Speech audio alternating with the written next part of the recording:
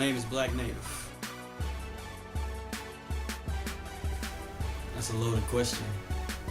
I'm a military brat, so I've lived a lot of places, but I always say Mobile is home. So Alabama, Mobile, I say that's home. I was born in South Carolina, then from there, North Carolina, then from there, Germany for 3 years. It's kind of where I learned, well, you know, first started school and everything in Germany. And then in between Germany, my parents had to go to war, to the Desert Storm, Desert Shield War, so I had to go back down to Mobile and then finish up in Germany. Then California, Georgia, Korea, Virginia, Maryland, DC, Virginia area. And I am back in Alabama.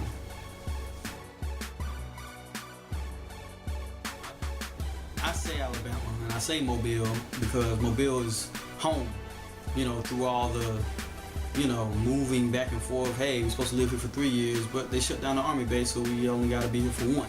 You know, things like that. Alabama was always, and Mobile was always that place of stability. So that's what I rep the most, and that's home. It's a combination of a couple of things that are constants. First of all, let's start with the colors. Black. I like the color black. You know, black is a very powerful, enigmatic, you know, color. And then Native, I like turquoise. And, you know, Native Americans, you know, known for using turquoise. Then you have my lineage. You know, I am black and I am part Native American, Blackfoot Cherokee.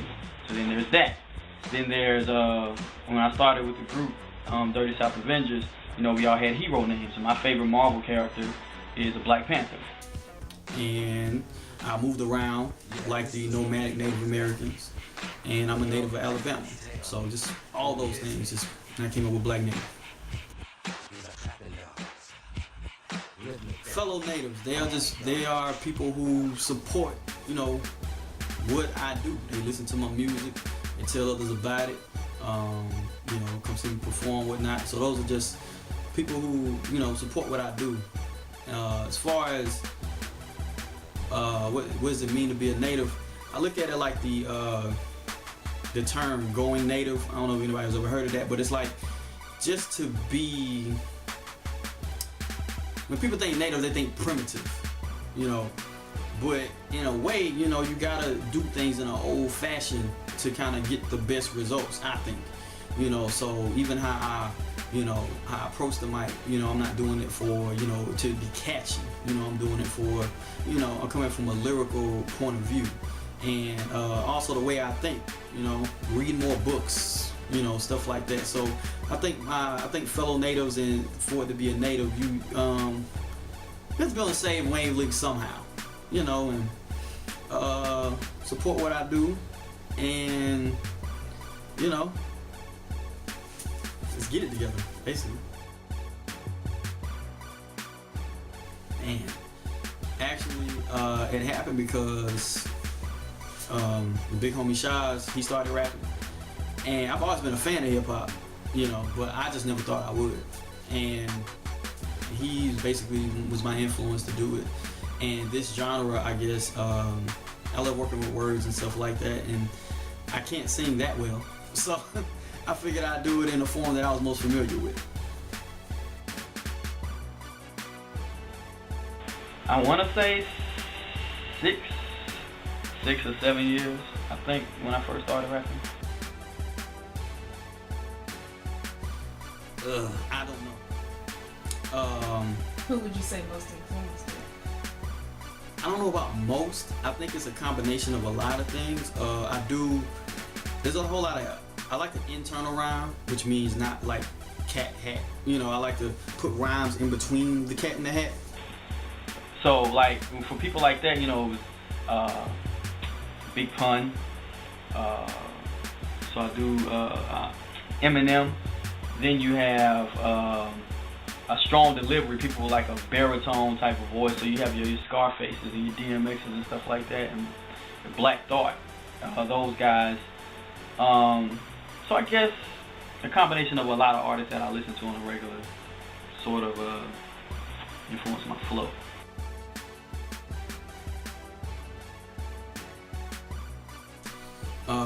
Well, first of all, the group of people I want to market to are people who listen to hip hop, people who love rap music. So, you know, I feel like that's my target audience because that's the music that I'm doing. I plan to reach them by doing what I do, and you know, just giving dope performances. Make sure I, you know, put the best foot forward when it comes to writing my lyrics, and doing things like this, you know, this Q&A, and you know, being more personable with my audience. I definitely feel like it's important because, you know, if people could just make it off of lyrics alone or music alone, you know, it'd be a different business. But you need something that would, you know, make the people come and look at you and say, hey, I like this, let me go see what he's talking about.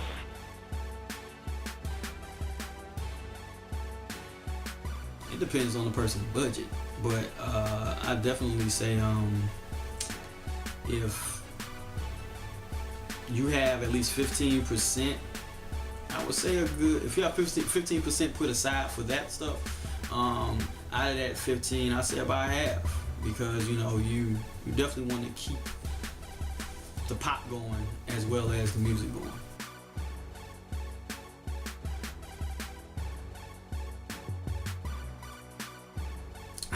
See, as far as radio goes, payola, you know, kind of messed up that. So, you know, when people started having high records or whatever, you know, it was cooler back then because DJs are supposed to break music. They don't do that no more. It's kind of like, let me pay you under the table to play this song 8 times a day. So, but I do feel like it's kind of hand in hand. It's the responsibility of the artist to first make the music, and they have to get out there and hit these streets and kind of, you know, do what they have to do to make people want to listen to them. But at the same time, it's on the you know, the radio folk to be like, okay, I see this dude, I respect this dude's hustle. He may not have all the money or the payola thing, but let me build a relationship with him and we'll see what we can do. But because of the internet and stuff, I don't think it's a necessary dire need like it used to be.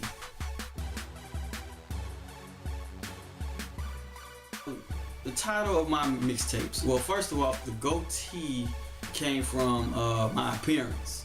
I used to rock this really long goatee, and it was basically a descriptor. But then it came from goatee, you know, facial hair, things like that means growth, and so it's a symbolism of my growth as an artist and you know, growth as a person. So a lot of my mixtapes come from life or themes. Like Chuck, my first mixtape came from, it just meant that, you know, I was getting big.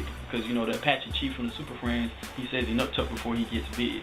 So I just took that theme and made it into a mixtape.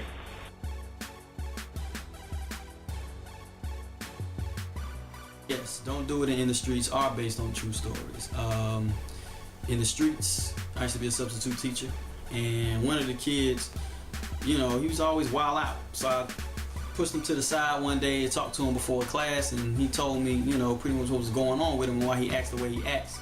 So that's loosely based off of his, you know, his story that he told me. And Don't Do It, yeah, that first verse was also a friend of mine who, you know, like I said in the verse, you know, she hit me up with a text and I came to, you know, just be a friend to her. And the second verse was, you know, something I actually thought about. So, yes.